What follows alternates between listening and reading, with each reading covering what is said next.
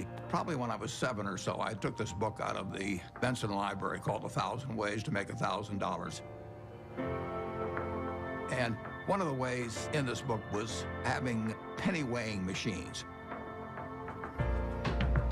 And I sat and calculated how much it would cost to buy the first weighing machine and then how long it would take for the profit for that one to buy another one. And I would sit there and create these compound interest tables to figure out how long it would take me to have a weighing machine for every person in the world.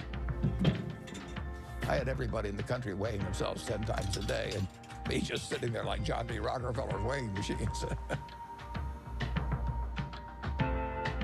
The allowance when I was a little boy was a nickel a week, but I liked the idea of having a little more than a nickel a week to work with, and I went into business very early.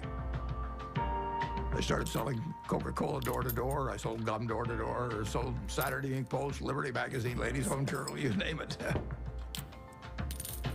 I think I enjoyed the game almost right from the start. But I like being my own boss. That's one thing I liked about delivering papers.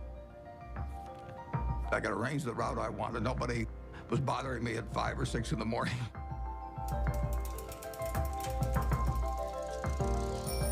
I was delivering 500 papers a day, and I made a penny a paper, but in terms of compounding, that penny turned into something else.